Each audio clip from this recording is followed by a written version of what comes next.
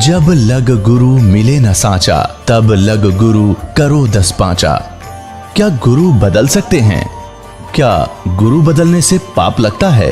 अध्यात्म के इस मैदान में आखिर सही गुरु कौन है? गीता जी में वर्णित तत्वदर्शी संत कौन है? इन सभी प्रश्नों के उत्तर जानने के लिए अवश्य सुनिए जगत गुरु तत्वदर्शी संत रामपाल जी महाराज के मंगल प्रवचन। पुण्यात्माओं, विश्वास करो इस परम पिता के ऊपर। अब भी आते हैं, वो आए भी हुए होंगे आज। कहने का भाव ये है कि कबीर परमात्मा कहते हैं, जब लग हंसा हमारी आना, और काल लगे नी तेरा बाणा। जब तक ये पुण्यात्मा मेरी मर्यादा में रहेगा, काल तेरा अटैक नहीं हो सकता उस घर पे। हम जानबूझ के लोक लाज में आके या अपनी अज्ञानता से घबरा के भगवान से दूर हो जाते हैं, फिर तो काल तैयार बैठा है। ये तो कष्ट ही दे सकता, सुख तो दे ही नहीं सकता। अब किक्कर के पेड़ पे, बबुल के पेड़ पे कोई आम खोजने लगे तो कितना मूर्ख होगा वो। आम तो आम पर ही मिलेंगे, आम के पेड़ पर ही मिलेगा आम का फल। तो कबीर परमात्मा आम का पेड़ है, ये काल भगवान बबूल का पेड़ है। इसमें कांटों के अतिरिक्त कुछ नहीं मिला। तो कहने का भाव ये पुण्यात्माओं, 100 वर्ष सतगुरु की पूजा, एक दिन आन उपासी, और वो अपराधी आत्मा फिर पड़े काल की फांसी।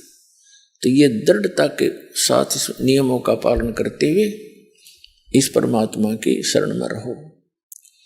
समर्थ का शरणाग हो, रंग होरी हो, कदे न हो ए काज राम रंग होरी हो। एक किसान भगत था, वो बता रहा था जी, एक दिन मैं अपनी बहन के चला गया। उसके जमीन अधिक थी, वर्षा होगी, हमारे यहाँ वर्षा हुई नहीं। तो उसका संदेशा आ गया कि भाई जमीन जो है काफी, अब वर्षा के कारण सारी ही जमीन की गुड़ाई करनी पड़ेगी हल से। मैं दोनों बैल अपने लेकर, हल लेकर के वहां बहन के वहां चला गया। मेरा बहनोई था, वो दूसरे खेत में काम कर रहा था, उसके अपने बैलों से मेरे को दूसरे खेत में जाना था, मैं वहां चला गया। वहां दोपहर के समय एक छोटा सा तालाब होता, जोड़ी बोलना खेतों में होती है, छोटा सा तालाब। उसके आसपास झाड़ जंखाड़ से होते हैं, वृक्ष होते हैं। वहां बैल बांध के विश्राम कर रहा था दोपहर में। तो मैं थोड़ा सा देखा, अंदर ने एक मंडी सी बनी हुई थी, ऐसे छोटी सी मंडी, किसी पीर की थी। वह मर गया हुआ कोई। ये क्या होता है, ये भक्त जो होते हैं, गुरु होते हैं, ये पिछले पुनकर्मी प्राणी होते हैं। पिछली बैटरी चार्ज होती है इनकी, और आगे सत भक्ति ना मिलने से आगे चार्जर होता नहीं, तो ये मर जाते। मृत्यु के बाद भी इनमें कुछ भक्ति की शक्ति शेष रह जाती है, और वो प्रेत बनकर भटकते रहते हैं। फिर वो मंडी बनवाते हैं, उसमें विश्राम करते हैं इतने को 4 ईंटों के अंदर। तो उस पीर की कोई जैसे बोल देते हैं, एक 5 किलो गुड़ चढ़ा रखा था, जिसने बेली कहते हैं यहाँ पर, बेली। वो 5 सेर गुड़ का वो दान करते हैं। तो मैंने देखा गुड़ बड़ा सुंदर बढ़िया, मैंने वो उठा के कुछ तो आप खाया और कुछ बैलों को खिला दिया। खेतों में चारा चराते, इसमें फोड़ फोड़ के उनका गिर दिया। तो शाम ने मैं घर आ गया। रात को मैं सोया तो मुझे एक 5-1 फुट का, 4-4.5 फुट का व्यक्ति दिखा, दाढ़ी सी बड़ी हुई, साधु संत जैसा, और लाल आंख कर रखी उसने, भयंकर सा चेहरा बना रहा। अनु बोला, मेरा गुड़ तूने खा लिया? तो सपना ही होता है। मैं कहने लगा, बाबा जी तेरा गुड़ ना था, मैं तो मंडी पर ते लाया था ठा के। बोला, वो मंडी मेरी ही है, मैं पीर हूं, फलाना हूं। और नो बोला, तू तगड़े की शरण में है, ना तन्ना मारूं और तेरे बैलान मारता। वो बोला भाई सपना टूट गया, डर सा तो गया बोला कि मैं एक बार अग्यू के बोला आगी भाई एक दिमाग खुली तो कुछ भी को ना। तो सुबह मैंने अपनी बहन और बहनोई से बताया, तो वो दोनों शक पके ही रह गए कि तू जीवे कैसे है। वहां तो कितनी जबरदस्त बला रहती है, उसका किसी ने भी कोई वस्तु ऐसे कर दी गड़बड़, वो जीवित नहीं छोड़ा करता, तू बच कैसे गया। तब मेरा भी जच्ची तो सचमुच ये बात बिगड़ा हो, जब मालिक की शरण ना होती तब उसने बताया हमारा कुछ ना बिगाड़ सकते ये पलूरे, हम परमात्मा की शरण में हैं। तो वो मेरे मुंह का नहीं देखे, सारी कथा सुनकर वो डर गए, फिर और गणे। तो परमात्मा कहते समर्थ का शरणा गहो रंग होरी हो, और कदे ना हो अकाज राम रंग होरी हो। कबीर परमेश्वर के पास ये सभी देवी देवता ये पीर वगैरह जाकर ये भूत खड़े हो गए और कहने लगे भगवान जो आपको पूजते हैं वो हमारी पूजा नहीं करते, अब हमने ठोर बताओ हम कहाँ जाएं। परमात्मा कहने लगे कि जो मेरी पूजा नहीं करते वो तुम्हारे लिए हैं, उनको लूटो खाओ। देवी देव ठाडे भये हमको ठोर बताओ,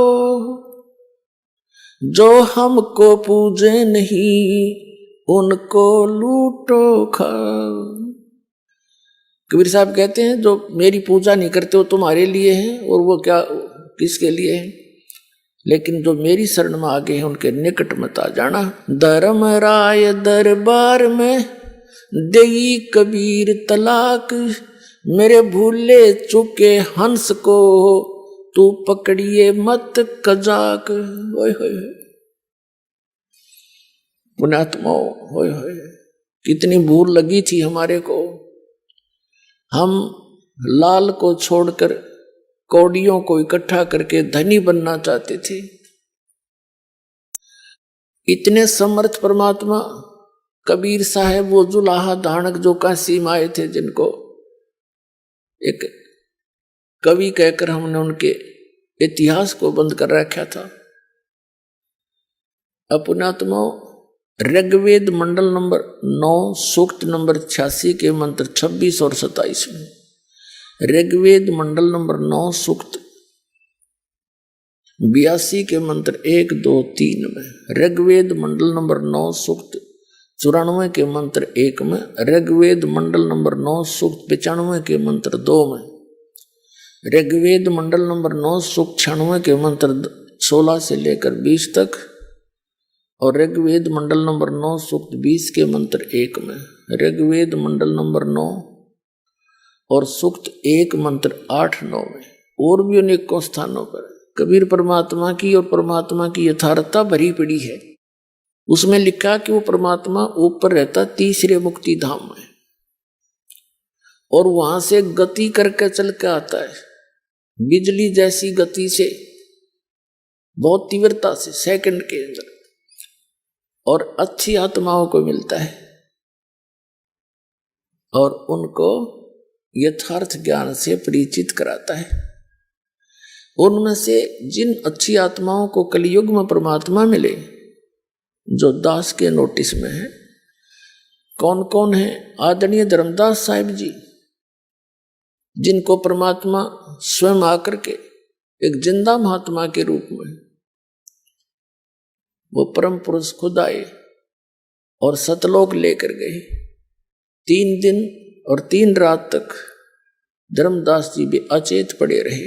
घर वाले ने सब जंतर मंत्र करा लिए, सब औषधि करवा ली, कोई फर्क नहीं हुआ। तीसरे दिन सब ब्रह्मांड दिखाकर अपनी स्थिति से परिचित कराकर वापस छोड़ दिया।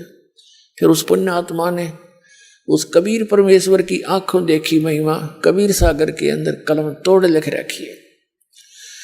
आदरणीय मलुकदास साहिब जी को मिले, आदरणीय नानक साहिब जी को बेई नदी पर, वर्तमान में पश्चिमी पाकिस्तान के अंदर बेई नदी है, सुल्तानपुर शहर के साथ से बह रही है। सुल्तानपुर शहर में नानक साहिब जी सुल्तानपुर के नवाब के यहाँ मोदी खाने में नौकरी किया करते थे। प्रतिदिन उस बेई नदी पर स्नान करने जाते थे। वह परमात्मा 2 बार मिले उनको। दूसरी बार उनको जब मिले तो नदी में डुबकी लगवाई, उनको अंतर ध्यान करवाया, सचखंड लेकर गए। वहाँ के व्यक्तियों ने नानक जी को दरिया में डूबा जान लिया। वहाँ खोज शुरू होगी डाउन स्ट्रीम में। परमात्मा ले गए अप स्ट्रीम में। वहाँ उनके शरीर को सुरक्षित रख दिया, सचखंड के अंदर लेके गए उस आत्मा को, और तीसरे दिन वापस छोड़ा। तीसरे दिन नानक साहिब जी फिर वहीं दिखाई दिए, शरीर में आगे वापस।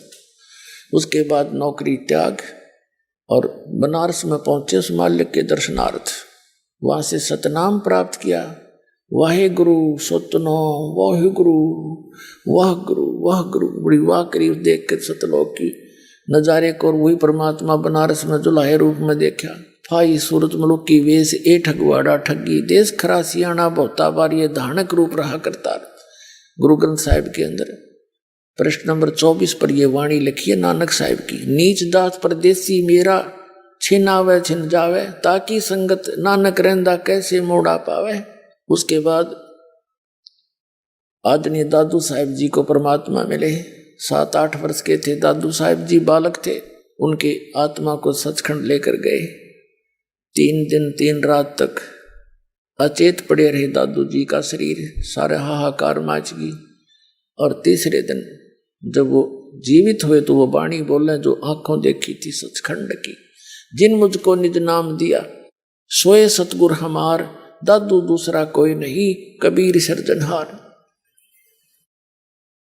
उसके बाद आदरणीय गरीबदास साहिब जी गांव छुड़ानी जिला झज्जर वाले को मिले, हरियाणा वाले को। 10 वर्ष के बालक थे। सन 1727 में परमात्मा सचखंड से आए। जैसा वो लीला करते हैं, वेद बताते हैं। कबीर साहब कहते हैं वेद मेरा भेद है, मैं ना मिलो वेदन के माही, और जौन वेद से मैं मिलूं ये वेद जानते नहीं। चारों वेद मेरी महिमा से परिपूर्ण है, लेकिन इन चारों वेदों में इस काल भगवान ने मुझे पाने का वो मंत्र खत्म कर दिए। अब उसी ज्ञान को दोबारा देने के लिए स्वयं परमात्मा आते हैं। अब आदरणीय गरीबदास साहिब जी को सचखंड लेकर गए। उनका शरीर नीचे रह गया। 2-3 घंटे के बाद अन्य खेतों की बात है, जो पशु चरा रहे थे, गौवे चरा रहे थे अपने खेतों, तो उनको मृत जानकर शाम के समय यानी इस दौरान 8-10 घंटे लग गए। चिता पर रख दिया था तो परमात्मा ने ऊपर सौरी सचखंड वगैरह दिखा कर वापस छोड़ा था। उसके बाद आदरणीय गरीबदास साहिब को परमात्मा ने एक विशेष ज्ञान दिया, कंप्लीट। वो जैसा उनका निर्धारित कार्य था वो किया। जैसे कबीर सागर के अंदर कबीर वाणी में 136 और 37 पृष्ठ पर लिखा है कि 12वां पंथ का जो प्रवर्तक होगा संवत 1774 में उसका जन्म होगा, और वो 12वां पंथ गरीबदास का होगा। उसके माध्यम से मेरी महिमा की वाणी पुनः प्रकट होगी धर्मदास। क्योंकि तब तक कबीर सागर कबीर साहब ने जो दिया था ज्ञान, उसमें कबीर पंथ में घुस कर ये काल के दूत उस ज्ञान का प्रारूप बिगाड़ देंगे। उस ज्ञान को पुनः सुचारू करने के लिए गरीबदास जी को वो पूर्ण ज्ञान दिया। जैसे नानक साहिब जी को भी सचखंड दिखा दिया, ज्ञान मत की कसर थी, लेकिन नानक साहिब जी की जो यथार्थ वाणियां, बहुत सी ऐसी वाणियां थी जिनको संग्रह नहीं किया जा सका, और गरीबदास साहिब जी ने वो कंप्लीट संग्रह करवाया, ये कह करके कि ये लिखे तो पूरी लिखना, ना तो मैं नहीं बोलूंगा। तो दादू पंथी गोपाल दास नाम के संत ने वो कंप्लीट बैठकर लिखवाई गई थी। तो वो अभी तक लेटेस्ट थी, 200-250 वर्ष की बात है। सन 1730 में लिखी गई थी, 3 वर्ष बाद, और आज 2012 है, तो 250 वर्ष हुए, 300 वर्ष हो गए होंगे, 250। और इस वाणी का ऐसा कहीं प्रचार नहीं था, इसलिए ये ग्रंथ सुरक्षित रह गया। और इसमें एक विशेषता थी, क्योंकि गरीबदास पंथ से दास का निकास है, उसमें ये कहा करते थे कि इस वाणी को यदि कोई फेरबदल कर देगा उसकी दुर्गति हो जाएगी। एक संत ने कोशिश की थी, कुछ ऐसी वाणी है इसके अंदर, वैसे है तो वो सही, लेकिन जनसाधारण उसको विपरीत अर्थ ले लेता है। तो उस संत ने कोशिश करी कि इससे ये निकाल दूं, तो उसको अधरंग मार गया और उसने अपनी अक्षमा याचना की, वो वाणी दोबारा लिखी एज इट इज, तब वो राहत मिली उसको 90%, कुछ फिर भी उसको सजा मिली। तो उसके बाद पूरे गरीबदास के पंथ में जितने भी महंत संत हैं सब इस चीज से डरते हैं कि मात्रा भी गलत ना कर दी इसी वाणी का। ये इसलिए किस लिए किया था कि ये तो काम बिगाड़ देंगे, अपने अपने मत से ना समझ कर अपनी बुद्धि अनुसार ये सदग्रंथों का अनरस कर डालते हैं। तो वो वाणी आज हमारे पास है एज इट इज, और वो गरीबदास पंथ वाले नहीं समझ सके इस परमात्मा के गुण रहस्य को, और इस दास पर दया करी उस परमात्मा ने अपने सदग्रंथों का कंप्लीट ज्ञान दे दिया। आदरणीय गीसा दास साहिब जी, गांव खेखड़ा, उत्तर प्रदेश, जिला मेरठ के अंदर, उनको भी ऐसे ही वो 7-8 वर्ष के बच्चे थे, 10 वर्ष के, तब उनको परमात्मा मिले थे एक बूढ़ा बाबा के रूप में, यानी संत के रूप में, जिंदा महात्मा के रूप में तकरीबन सबको मिले हैं। ऐसे 3 दिन तक वो गीसा दास जी भी अचेत रहे। तीसरे दिन उनकी वापस आए, तब उन्होंने भी परमात्मा की बहुत सी वाणी लिखी, लेकिन उनकी कंप्लीट वाणी भी लिखने में नहीं आई, बहुत कम वाणी लिखी गई है, वो नोट हुई उनके ग्रंथ में लिखी। अपने आत्मा जो प्रसंग चला था, आदरणीय गरीबदास साहिब जी ने आंखों देखा उस परमात्मा की महिमा का। क्या वर्णन किया है? अजब नगर में ले गए हमको सतगुरु आने, जल के बिंब अगाध गति सूते चादर ताने। अजब नगर में एक निराले देश में ले गए सतगुरु आन माने आकर, और उसको देखकर हम अपने यथार्थ मंत्र को प्राप्त करके भगवान की शरण ग्रहण करके हम सूते चादर ताने। हम तो चादर तान के सोना, मतलब निश्चिंत हो गए कि हमारा तो मोक्ष निश्चित है, भगवान मिले, पूरा ज्ञान मिला, आंखों देखा उस मालिक की समर्थता को, और इसी मंत्र से मोक्ष होगा। तो कहते हैं हम तो सूते चादर तान, जैसे कहावत है अपनी देसी हमारे यहाँ हरियाणा में कि भाई तू आज कैसे चादर तान के सो गया, कोई काम को अंत नहीं, चिंता नहीं तुझे काम की, चादर तान के सोना यानी निश्चिंत हो जाना।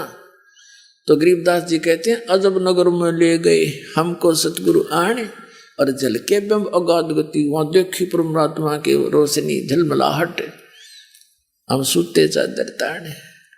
हम सुल्तानी नानक तारे दादू को उपदेश दिया, जात जुलाहा भेद न पाया वो काशी माहे कबीर हुआ। अब क्या बताते हैं गरीबदास जी, कहते हैं सतगुरु शरणा आके, और धर्मराज डर कैसा। कबीर परमात्मा की शरण में पूरे संत के माध्यम से, ये नकलियां के नहीं। फिर कहते हैं धर्मराज का भी डर कैसा। अब कहते हैं धर्मराज दरबार में इस काल के एक ब्रह्मांड के अंदर एक चीफ जस्टिस है जिसको धर्मराज बोलते हैं, धर्मराय कहते हैं, और वो सबका अकाउंट रखता है। जैसा जिसका कर्म है वो एज इट इज वहां उसके ऑफिस में अपने आप कंप्यूटर में यहां से फैक्स हो जाता, सबके डेली की जो रिपोर्ट है पूरे दिन रात की, और फिर वो सबका अकाउंट रखता है, उसके अनुसार उसको ऑटोमेटिक सिस्टम है उनके पास, और जो जैसा कर्म है उसको उसी अनुसार आगे उसके संस्कार में अपने आप चला जाता है। अब हमारे अंतःकरण में एक चित्र गुप्त है, गुप्त यानी हम नहीं देख सकते, एक ऐसा कैमरा लगा रखा है भगवान ने, जो हमारी सब क्रियाएं जो हम सोचते हैं करते हैं उन सब कर्मों को एक तो यहाँ रिकॉर्ड होता है अंदर, और एक कॉपी धर्मराज के दरबार में डेली फैक्स हो जाती है, इंटरनेट पे समझ लो ऐसे डल जाती है अपने आप। अब परमात्मा के विधान को समझने के लिए साइंस ने बहुत आसान कर दिया हमारा काम, ना तो कति ना दच्चो यह बात। अब सारी समझ में आवे है, बुद्धिमान व्यक्ति हो गए। तो कहते हैं कबीर परमात्मा जब मुझे लेकर गए, आदरणीय गरीबदास साहिब जी कहते हैं कि परमेश्वर परम अक्षर ब्रह्म कबीर जी मुझे साथ लेकर जब गए तो यहाँ के उस चीफ जस्टिस के सामने, पहले तो ब्रह्मा विष्णु महेश के लोक में गए, तो जहां भी परमात्मा जाते थे तो सभी खड़े होकर के उनका सत्कार करते थे।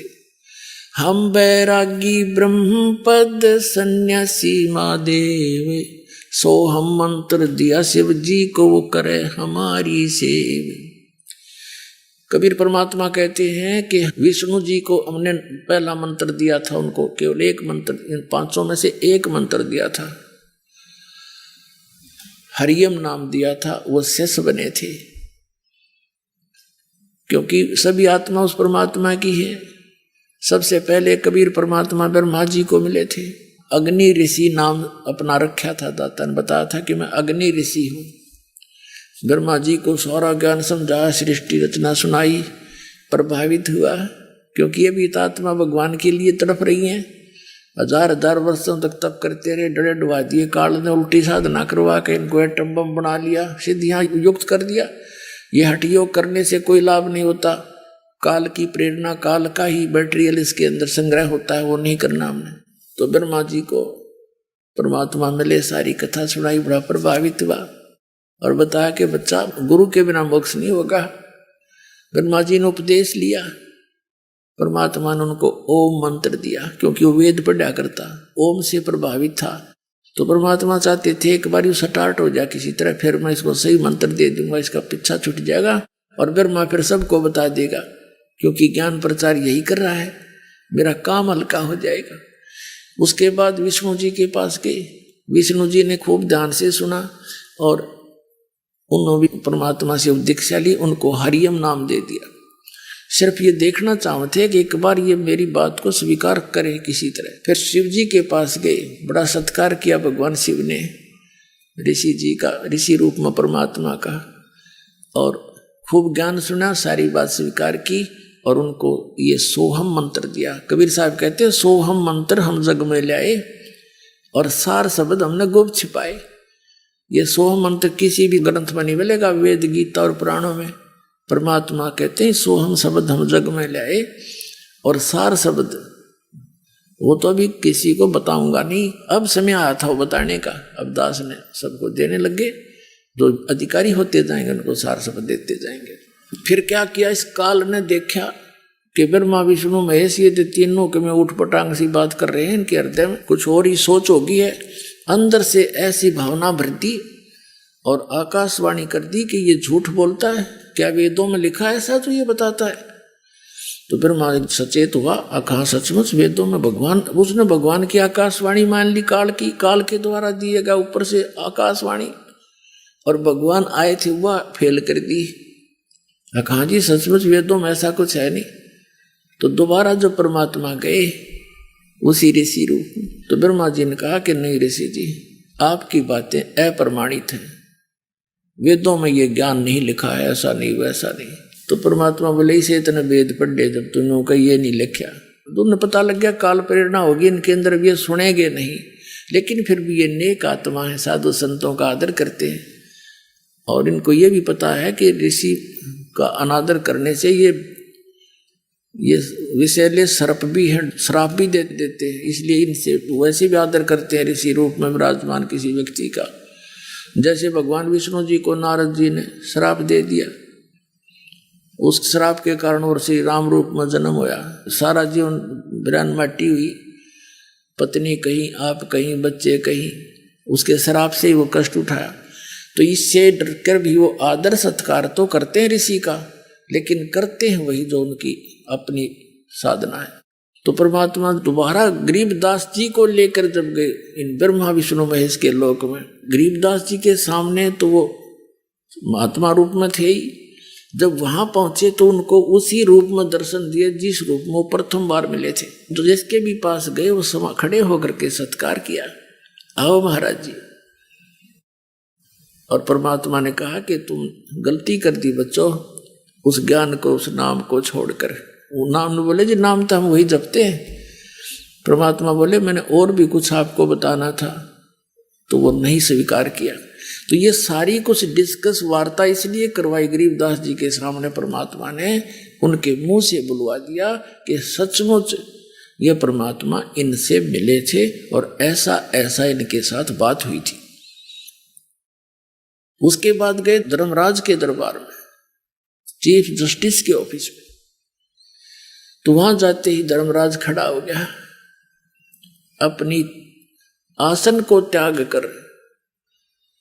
अपने आत्मा, ये अध्यात्म जगत जो है इसके अंदर आध्यात्मिक ही सब क्रियाएं काम करती हैं। इनको अपने आप आभास हो जाता है कि जो ये सामने व्यक्ति आया है ये कितनी पावर युक्त है। उनके बस की बात नहीं हुई, अपने आप आसन उनका खिसकने लग जाता है, तो वो समझ जाते हैं कि ये कोई आम व्यक्ति नहीं। तो धर्मराज के दरबार में परमात्मा पहुंचे तो उसका आसन ऐसे ऐसे करने लगे। वो एकदम खड़ा हो गया और हाथ जोड़कर खड़ा हुआ। तब परमात्मा खड़े हैं, जैसे एक छोटे अधिकारी को बड़ा अधिकारी आदेश देता है और साथ में उसको डांट भी लगाता है। इस प्रकार वार्ता कबीर साहब ने यहाँ के धर्मराज के साथ की। आंखों देखा, अपने सामने रूबरू हुई वो वार्ता आदरणीय गरीबदास साहिब जी ने अब किस प्रकार चित्रार्थ की वो आपको सुनाते हैं। आदरणीय गरीबदास साहिब जी क्या बताते हैं। पंजा दस्त कबीर का सिर पर रखो हंस, यम किंकर चंपै नहीं उधर जात है वंश। पंजा दस्त कबीर का और सिर पर रखो हंस। हे पुण्यात्माओं, अपने कबीर परमेश्वर का पंजा अपने सिर पर रखना और यम के दूत आपके निकट नहीं आवेंगे और तुम्हारा पूरा कुल का कुल पार हो जाएगा। पंजा दस्त कबीर का सिर पर रखो हंसे, जम किंकर चंपै नहीं उधर जात है वंश। दर्द बंद दरवेश हैं ये सतगुरु पुरुष कबीर, नाम लिए बंद छूटे है ये टूटे जम जंजीर। दर्द बंद दरवेश है, दरवेश माने संत, यानी जब वो परमात्मा संत रूप में आते हैं वो हमारे हमदर्द हैं, हमारे दुख में दुखी होते हैं, वो हमारी पीड़ाओं को समझते हैं। दर्द बंद दरवेश हैं सतगुरु पुरुष कबीरे, नाम लिए बंद छूटे हैं ये टूटे जम जंजीरे। सतगुरु पुरुष कबीर हैं ये तीन लोक तत्सारे, कोट 49 पृथ्वी ये 14 भवन आधारे। सतगुरु पुरुष कबीर हैं ये तीन लोक तत्सारे, 2-4 की क्या कहूँ ये तार हंस अपारे। सतगुरु पुरुष कबीर हैं चारों युग परवाने, झूठे गुरुआ मर गए वो हो गए भूत मसाने। झूठे गुरु के आश्रय कदे न उदर जीवे, साचा पुरुष कबीर है आद परम गुरु पीवे। सतगुरु पुरुष कबीर का विक्रम पंथ बैराट, शिव सन का दिक ध्यावे ही ये मुनिजन जो है बाटे। सतगुरु पुरुष कबीर की कोई ना चल है गेले, बिना पंथ पग धरत हैं गगन मंडल में सैल। लख लख योजन उड़त हैं ये सुर नर मुनिजन संत, ऊंचा धाम कबीर का कोई न पावे अंत। अब आदरणीय गरीबदास साहिब जी अपने परमेश्वर कबीर जी की आंखों देखी महिमा कैसे चित्रार्थ कर रहे हैं कि कबीर परमात्मा का पंजा सिर पर रखोगे यानी उसकी शरण में रहोगे तो तुम्हारे ऊपर यम के दूत कभी अटैक नहीं कर सकते और तुम्हारा कुल का कुल पार हो जाएगा, उद्धार हो जाएगा सबका। अपना आत्माओं, एक तो आप देखना हमारे इस कबीर परमात्मा के इस दास के माध्यम से जो शरण में आए परिवार है, उनके छोटे छोटे बच्चों से लेकर और बुढ़े तक की क्रिया देखना।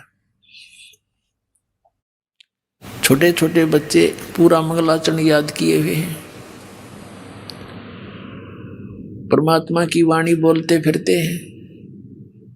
बूढ़े बूढ़े भी भगवान की महिमा का गुणगान करते हैं, फालतू बातें नहीं करते किसी से। तो अब उनके जो अब संतान होने लग रही है, हमारे जो 10-10, 15-15 वर्ष से उपदेशी है, अब उनके घर में जो हंस बेटा या बेटी जन्म ले रहे हैं, वो पुण्यात्मा रही है जो परमात्मा के सटोक में इस ब्रह्मांड में रखी हुई थी, और जिनको अब जन्म देना था इस समय। और वो इतने पुण्यकर्मी पुण्यात्मा, उनको गर्भ में भक्ति मिलने लग रही। माता के गर्भ से ये सत भक्ति सत ज्ञान वो लेकर के साथ उतरते हैं, नीचे आते। और एक अन्य संतों की इनका देखो आप, ये दूसरे राधा स्वामी धन धन सतगुरु, इनका कोई ज्ञान नहीं, इनके पास कोई ऐसी परमात्मा की मुखारबिंद से उतरित वाणी नहीं। वो शिवदयाल भूत बना बैठा, बुक्की में बोल रहे इनका धन धन सतगुरु सच्चा सौदा।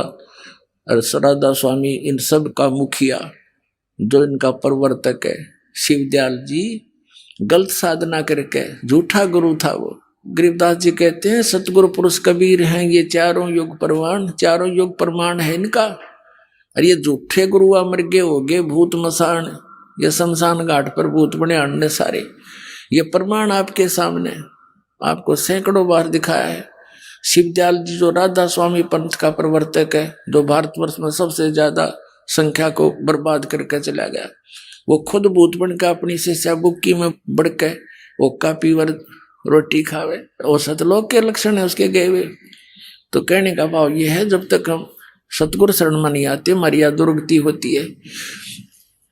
कबीर साहब कहते हैं सतयुग में सत सुकृत कै टेरा, त्रेता नाम मुनींद्र मेरा, द्वापर में करुणा में कहाया, कलयुग नाम कबीर धराया। चारों युग में संत पुकारे, कूक कहा हम हेल रे, हीरे माणिक मोती बरसे, ये जग चुगता ढेल रे। कहते हैं सतगुरु पुरुष कबीर की कोई ना चल है गैल, गैल माने मार्ग, उस पंथ पर, उस गैल में, उस मार्ग में कोई नहीं चलता जो बिना पंथ पग धरत है। यानी जैसे विहंगम मार्ग होता है, पक्षी वाला मार्ग, एक तो पपील मार्ग होता, पपील यानी चींटी, चींटी किसी वृक्ष पर चढ़ती है तो नीचे से शुरू करती है, जड़ से चढ़ती चढ़ती टहनी के चाहे शिखर में भी पहुंच जावा। और पक्षी क्या करता है, एक वृक्ष से उड़ा दूसरे पर जा बैठा 1 सेकंड में, इसको विहंग मार्ग कहते हैं। तो ये परमात्मा कबीर साहब के बारे में गरीबदास जी बता रहे हैं कि सतगुरु पुरुष कबीर की कोई भी उस मार्ग पर नहीं चल रहा है, और उसके ना चलने से उन्हें कुछ प्राप्ति नहीं हो रही है। कैसे? लख लख योजन उड़त हैं ये सुर नर मुनिजन संत, ऊंचा धाम कबीर का कोई न पावे अंत। कहते हैं ऋषि सुर नर मुनिजन समाधिस्थ होकर के लाखों किलोमीटर तक, लख लख योजन, 1 योजन 12 किलोमीटर के लगभग होता है, तो इनको 12-12 लाख किलोमीटर ऊपर तक इनकी समाधि चली जाती है। लेकिन उस कबीर साहब के धाम तक ये इस विधि से जा नहीं सकते। वो परमात्मा की जो विधि है, मार्ग है, उससे ही वहां जाया जाता है। अब आगे क्या बताते हैं, धर्मराय दरबार में देई कबीर तलाक, मेरे भूले चूके हंस को तू पकड़िए मत कजाके। अपने आत्मा अभी तक हमने ज्ञान था नहीं,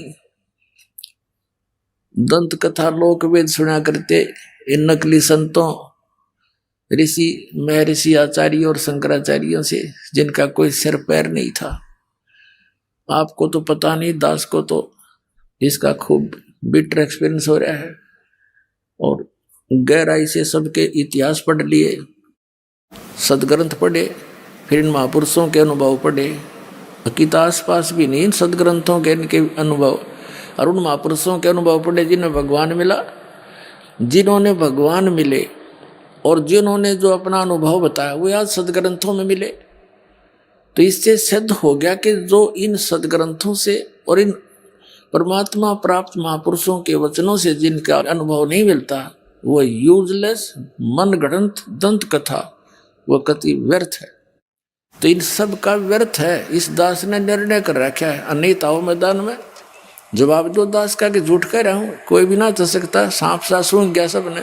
आज कोई कोने में बैठ कर दास ये चर्चा नहीं कर रहा है। इंटरनेशनल स्तर के चैनलों पर इनकी सबकी धोती सी धो दी और कोई तो सकता नहीं। बकवास तो कितना कर लियो, लेकिन ज्ञान में बोल कर दिखा दो। ये भी कहो कि मैं झूठ बोल रहा हूं, एक शब्द कहो, प्रमाणित करके बताओ, फिर पता चलेगा। मूर्ख बना दिया सारे संसार को। तो दास जो ज्ञान आपको सुना रहा है, इस पर आपको विश्वास कराने के लिए इतने प्रमाण देता हूं कि दास जो बोल रहा है ये 100 की 100 सत्य है। अपनी तरफ से नहीं बोल रहा हूं, उन महापुरुषों की वाणी को आपके रूबरू कर रहा हूं जिन्होंने भगवान पा लिया और फिर उस जिन्होंने भगवान मिला और उनने जो ज्ञान बताया और वो सदग्रंथों से फिर ये दिखाता हूं कि इनमें भी ऐसा ही लिखा, देखो जिनको तुम सर मानते रहे हो आज तक। तो फिर विश्वास आसानी से हो जाएगा।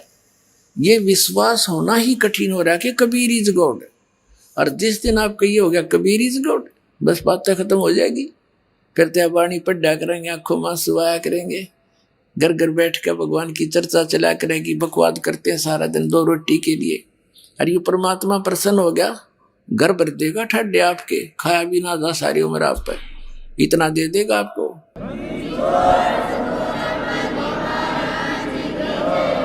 जिस माया के लिए सारा दिन कर्म बिगाड़े, हम धक्के खाते फिरे, 100 झूठ बोले और फिर भी पूरा ना पटता। तो ये परमात्मा सब कुछ कर सकता है। आपको कथा सुनाएंगे धीरे धीरे, क्योंकि इतना लंबा सिलेबस है इस परमात्मा का। 1 वर्ष में तो एक ही प्रमाण का नंबर आता है। धीरे धीरे सारे सुनाएंगे। CD ले जाया करो, पुस्तक छाप रखी भक्तान इन पढ़ा करो। तो ये सारा कुछ मिलाकर अपना कंप्लीट कोर्स करो।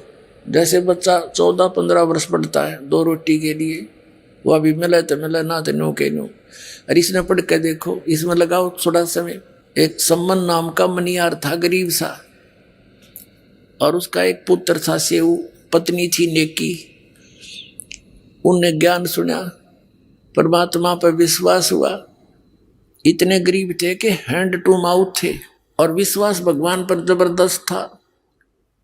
अब कथा सुनानी पड़ेगी इसलिए कि आपका दिल डटे कि ये वो परमात्मा है, लेकिन आपको देगा उस समय अपनी राहत जब उसके प्राप्त करने योग्य आप हो जाओगे, तब वो पूरा आपके ठाठ कर देगा। अब थोड़ी कथा सुनाता हूँ, फिर ये बाद में परमात्मा की वाणी सुनाऊंगा। प्रसंग थोड़ा सा बीच में आ गया कि ये भगवान आपको विश्वास रखना। जैसे परमात्मा कहते हैं, राज्य रमता राम की रजा धरे जो शीस, दास गरीब दरस परस्तिस बैठे जगदीश। आपने परमात्मा की शरण मिली है, जैसे भी वो रखे ऐसे ही रहना। कुछ दिन विश्वास करके चलना इस दाता पर, और फिर देखना। थोड़ी सी कथा और सुनाता हूँ। एक हमारा भक्त है, वो ट्रांसपोर्ट का काम करता है। उसके पिताजी ने दीक्षा ली, रिटायर्ड थे वो मिलिट्री से, बड़े सच्चे आत्मा के आदमी थे। इस दास की सन 1996 में नाम लिया और बड़ी दृढ़ता से लगे। पहले वो दूसरे और पंथों से नाम कहीं से नहीं ले रखा था। जैसे हमारे इस क्षेत्र में विशेषकर रोहतक जिले में महर्षि दानंद की ज्यादा छाप थी, उससे भी प्रभावित थे, पर इस ज्ञान से वो काफी एकदम बदल गए। फिर उन्होंने अपने बच्चों से, उसका लड़का जो पूना रहता था उससे कहा, बेटा मैं नाम ले लिया तुम भी ले लो। वो मानना नहीं। अब पिताजी तो बहका लिया है, इसके पास थोड़ी बहुत या पैसे दिखे हैं, कोई लुटेरा इन लूट लेगा। बच्चा उसकी मानना, निर्बाप बच्चे की कुकरबान आंखें देख रहा, सारी बात सुन रहा। कहने का भाव ये है कि वो बच्चे नहीं माने। कुदरती उसने 2 पाठ रखवा रखे थे अपने दोनों पोतों के उपलक्ष्य में। उसकी उस दौरान मृत्यु होगी, क्षणों मृत्यु होगी। तो मृत्यु के समय उनके संकल्प किए हुए पाठों को कराना मजबूरी बन गई बच्चों की। तो उस समय उसने वो ज्ञान सुनना पड़ गया, मजबूरी होगी उसकी। अब कहते हैं 100 साल सीधर मैं करूं अपने जन के काज। तो उस लड़के ने परमात्मा का ज्ञान सुना। पहले तो बिल्कुल विपरीत विचार रखता था, तुरंत बदल गया, पूरे परिवार को दीक्षा दिलवा दी। उसके पास 1-2 गाड़ी थी उस टाइम।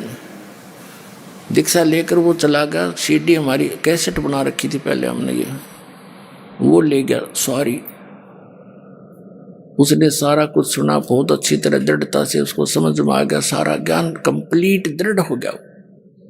उस दौरान क्या हुआ कि उनकी एक गाड़ी एक्सीडेंट हो गई और उसका गलती से किसी कारण से वो इंश्योरेंस एक ही दिन आगा पीछा हो गया था। तो वो उस टाइम इस शरीर की कीमत थी 80-90 हजार रुपए की हानि उसको होगी। उसकी माँ को उसने संदेशा दिया कैसे ऐसी होगी। उसकी माँ कहने लगी भाई यू नाम छोड़ दो, देख नाम लिया तेरा बाबू मर गया, और तो हमने नाम लिया तेरी गाड़ी 80 हजार का नुकसान हो गया। लेकिन वो लड़का समझ गया था कसूती तरह। तो अपनी माँ को तो जैसे तैसे उन्हें संतुष्ट किया। फिर वो बताओ था बाद में, कहने लगा जी मैंने तो हाथ फैला के ये कहा था परमात्मा अपनी शरण से दूर ना करना, चाहे भीख मंगवा लियो, आपका दास रहे आपकी शरण में। नो कहता जी मैं तो उस दिन के बाद और आज तक उस परमात्मा ने ऐसी रजा बख्श रखी उस बच्चे पे, सैकड़ों की संख्या में तो गाड़ी दे दी और उसका दान धर्म की पूरी नीत आज तक ज्यों की त्यों है। तो परमात्मा कहते हैं नुक्ते ऊपर रिझ जाएगा रे, करोड़ कर्म जल जा तुम्हारे। वो नुक्ता था, जब फेल हो जाता तो खत्म था, वो तो वे लिया था और गणा हो जाता। और उस नुक्ते पर नूराजी हो सा भगवान जो रिझ जय जगदीश, फिर देखना ठाठ थरे सब क्या है। और फिर इस माया की अपन जरूरत भी नहीं है, लेकिन ये इतनी दे देगा संगवाई नहीं जाएगी आप पर। फिर इसको पा करके विचलित मत हो जाना, ये विष समझ लेना ये माया आवश्यकता से अधिक कर पे नहीं रहनी चाहिए। और जब मालिक साथ रहा, परमात्मा कहते हैं कल पे कारण कौन है कर सेवा नहीं काम, मन इच्छा फल दूंगा जब पड़े मेरे ते काम। तो इस तरह की दृढ़ता और सच्चे भाव से मालिक में समर्पण आपका आ जाएगा ना उस दिन, फिर देख लेना भगवान क्या नहीं कर सकता। एक प्रमाण नहीं लाखों प्रमाण याद है इस परमात्मा के। और अब सन 1994 से लेकर आज तक इस दास ने जिनको भी उपदेश दिया है, परमात्मा की शरण दिलाई है, उनकी पहले क्या स्थिति थी और आज उनके क्या सुख है, उनके मुख से सुनने से विश्वास गणा होगा आपको। एक परिवार की कथा सुनने लग जाना, कान बहरे हो जाएंगे जो पहली बार सुनेगा, उनके इतने सुख दे रखे परमात्मा। लेकिन उनको ये भी विश्वास हो चुका है कि हमने धन की जरूरत नहीं, हमारा धन तो ये है हमारा नाम सुरक्षित रहे और काम नहीं कोई अड़े। काम नहीं अड़ेगा भगवान का, भगवान के बच्चों का काम अड़ गया फिर भगवान की तरह गया। फिर घनी मांगने की जरूरत नहीं, इस पर बेमतलब डिमांड नहीं रखा करते। बेमतलब की डिमांड तो मन रखता है, आत्मा रखती है आवश्यकता की। तो आत्मा की जो पुकार है दाता सुनता है, इस मन की नहीं। मन तो काल का एजेंट है। तो पुणात्मा आप इस ज्ञान से पूर्ण परिचित हो जाओ, फिर देखना इसके ठाठ। आप देखो कितना धनी है, टेंशन खत्म नहीं। और आपने परमात्मा का बच्चा चाहे सिंपल सा घर पर रहता हो तो उसको कोई टेंशन नहीं, क्योंकि उसको मालूम है कि समर्थ हमारे सिर पर बैठा है। शेर सौंप्या गुरु देव को सफल होया यो शीश, नितानंद इस शीश पर आप बसे जगदीश। परमात्मा को सिर सौंपा, सिर सौंपना कोई काट के नहीं देना, समर्पित हो जाना। अब वो एक कथा सुनाता हूं आपको। ये सेऊ और सम्मन नाम के, सेऊ तो उनका पुत्र था, सम्मन पिता, निक्की उस सेऊ की माँ यानी सम्मन की पत्नी थी। वो दोनों मनियार का काम करते थे। नेकी भी मनियारी का काम करती थी, चूड़ी पहनाया करती थी बहन बेटियों को, और वो मनियार भी। गरीब इतने थे बहुत गिने, हैंड टू माउथ थे, विश्वास भगवान पर दृढ़ था, सत्संग बहुत सुन रखे थे परमात्मा के। अब वो जहां भी चूड़ी पहनाते थे बहनों में बैठकर, तो बहाना सा मिलाकर चूड़ियां भी पहनाते रहते, अपने भगवान की कथा भी सुनाते रहते। हमारे गुरुजी ऐसे हैं, हमारे गुरुजी ऐसे हैं, कबीर नाम है, उन्होंने ऐसे सिकंदर राजा के जलन का रोग था वो ठीक कर दिया। सिकंदर राजा ने एक गऊ काट दी थी बीचों बीच परीक्षा के लेने के लिए भगवान की, कि इसको जीवित कर दे, जब मानू तो कि साहब संत है, वो जीवित कर दी थी। यानी इस तरह की बहुत कथा सुनाया करते थे। तो बहनें उन दोनों का मजाक करा करती, जब तो सुन लेती पीछे तो कहा करती तो पागल हो रहे हैं, एक दानक न भगवान बतावे। कहने का भाव ये है कि वो अपने स्वभाव व सबको ऐसे बताते रहते थे।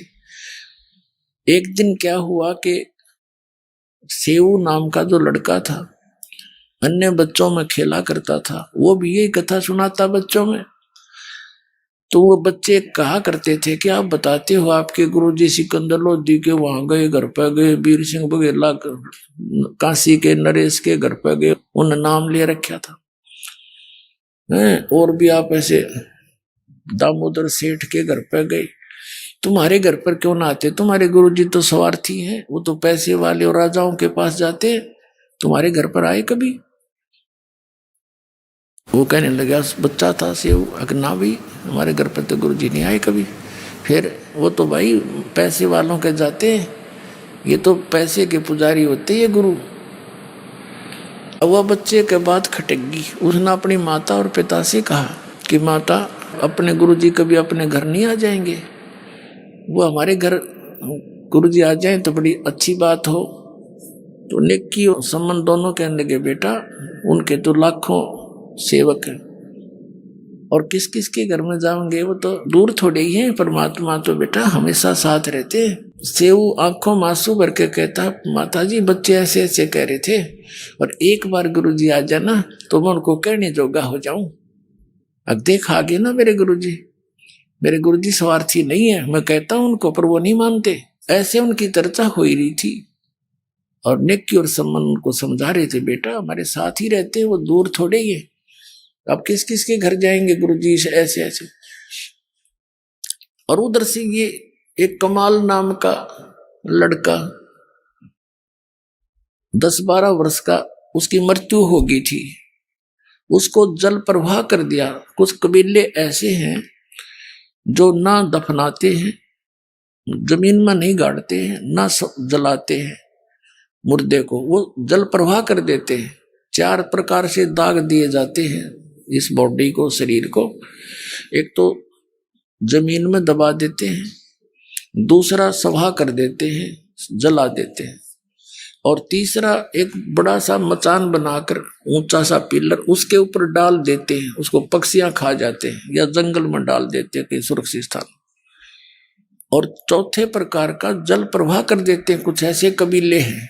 आइए अब हम उन श्रद्धालुओं के अनुभव जानते हैं जो जगत गुरु तत्वदर्शी संत रामपाल जी महाराज जी से दीक्षा प्राप्त कर चुके हैं तथा उनके द्वारा बताए गए भक्ति मार्ग पर चल रहे हैं। जी नमस्कार।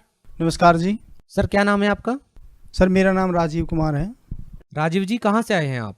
सर मैं नरेला से आया हूँ, नरेला में एक गांव पड़ता है हमीदपुर, वहाँ से आया हूँ मैं। संत रामपाल जी महाराज से नाम दीक्षा लेने से पहले आप क्या भक्ति साधनाएं करते थे? सर मैं हनुमान जी की भक्ति करता था, मेरे पिताजी और मेरा पूरा परिवार हनुमान जी की ही भक्ति किया करते थे, सारा पूरा हमारा घर। सर आपने बताया कि आप हनुमान जी की साधना कर रहे थे, तो फिर संत रामपाल जी महाराज जी से नाम दीक्षा क्यों ली? सर मैं संत रामपाल जी महाराज की शरण में अपने बहुत ज़्यादा नशे मैं करता था, और उन नशे के कारण ही मैं संत रामपाल जी महाराज की शरण में आया। सर मैं सभी नशे करता था, जैसे कि बीड़ी और तम्बाकू। मैं लगभग 20 सालों से बीड़ी और तम्बाकू का इस्तेमाल करता था, और उसके बाद 2002 के आसपास से मैं सुल्फा, गांजा, चरस, अफीम और सभी प्रकार की जो बियर और शराब है वो सारी इस्तेमाल करने लगा था धीरे धीरे, और बहुत ही ज़्यादा करता था। और मैं कैप्सूल भी खाता था और भांग के गोले भी खाता था। जो भांग के गोले और कैप्सूल और सुल्फा मेरी जेब में हमेशा पड़ा रहता था, हमेशा। क्या आप अभी भी नशा करते हैं?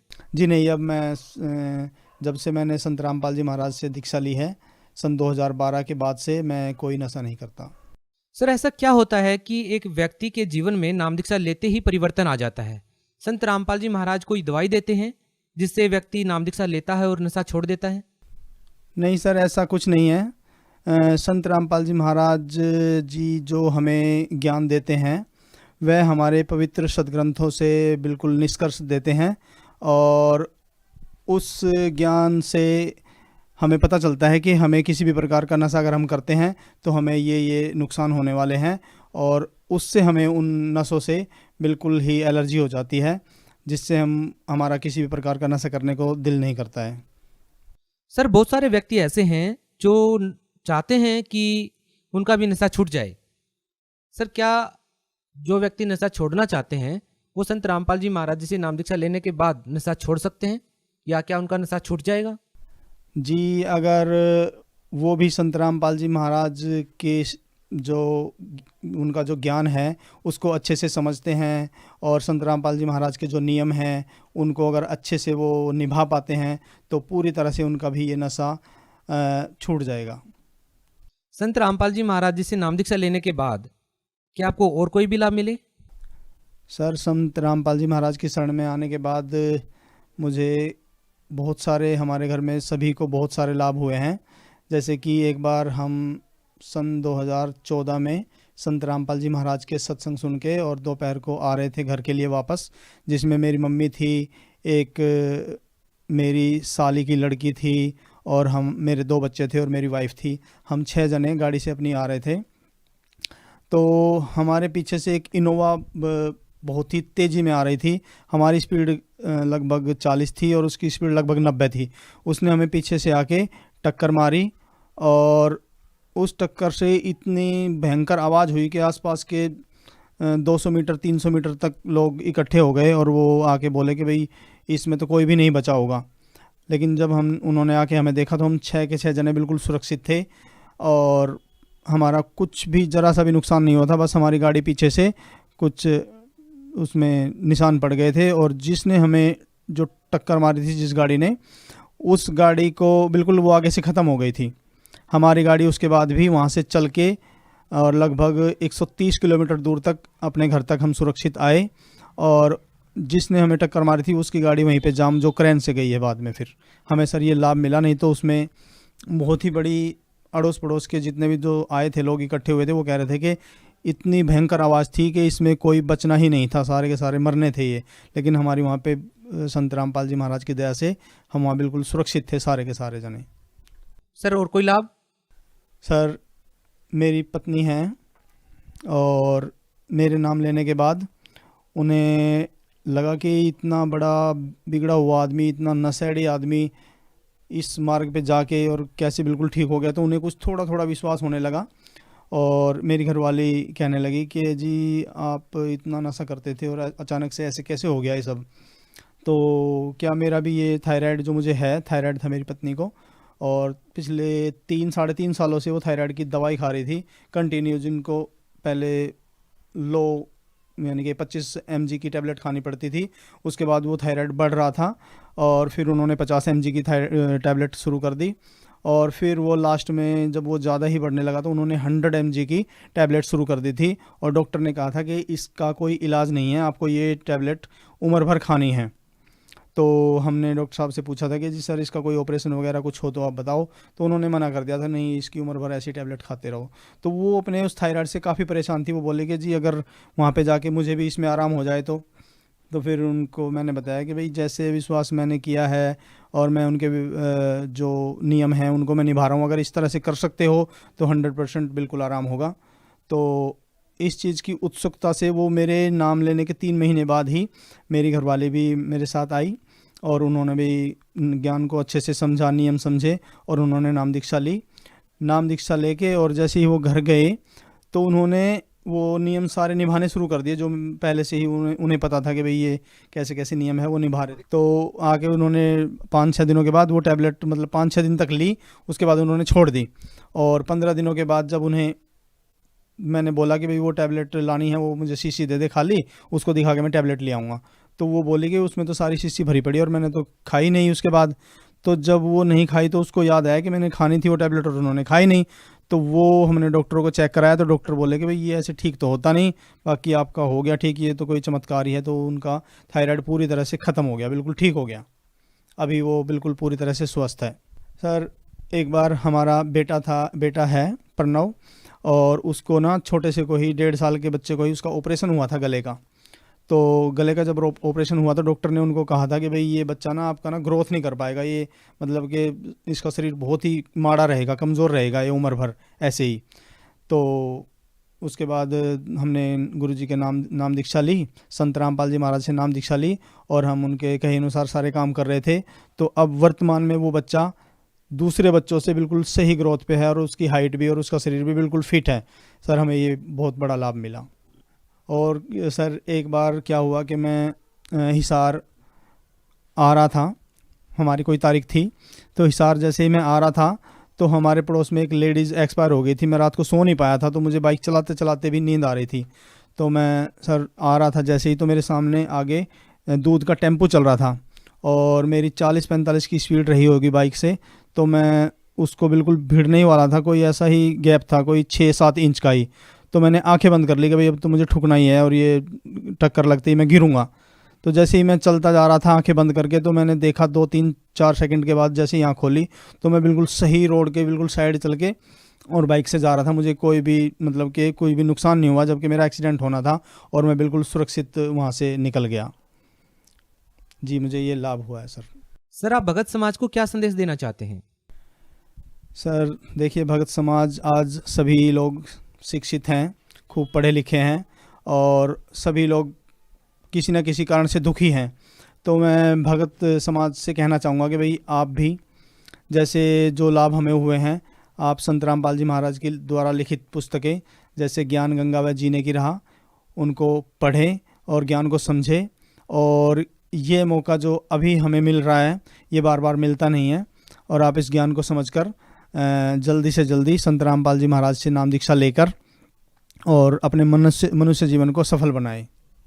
अगर कोई व्यक्ति संत रामपाल जी महाराज से जुड़ना चाहता है, नाम दीक्षा लेना चाहता है, तो वो कैसे ले सकता है? सर आज जैसे कि मैंने आपको बताया कि सारा समाज पढ़ा लिखा है। संत रामपाल जी महाराज जी से नाम दीक्षा लेने के आजकल बहुत ही आसान तरीका है। आप सोशल मीडिया, आप सभी लोगों के पास आजकल मोबाइल है, तो किसी भी सोशल मीडिया की ऐप पे संत रामपाल जी महाराज जैसे गूगल में सर्च करेंगे या यूट्यूब पे सर्च करेंगे संत रामपाल जी महाराज, तो हर एक जगह आपको संत रामपाल जी महाराज के चैनल या उनके द्वारा लिटरेचर है, आपको सभी जगह मिल जाएंगे। आप उनको जाके पढ़ सकते हैं और उन पे आप सर्च कर सकते हैं कि संत रामपाल जी महाराज से कैसे नाम दीक्षा ली जाए। सर संत रामपाल जी महाराज से नाम लेना बहुत ही आसान है। आप जिस ज़िले में भी हैं उसी ज़िले में संत रामपाल जी महाराज के नामदान केंद्र खुले हुए हैं, और आप जिस भी प्लेटफार्म पे अभी ये देख रहे हैं उसी के नीचे और कुछ कॉन्टैक्ट्स की लिस्ट चल रही है, उससे आप कॉन्टैक्ट करके उनके बारे में जानकारी ले सकते हैं। जी बहुत बहुत धन्यवाद। नमस्ते सर।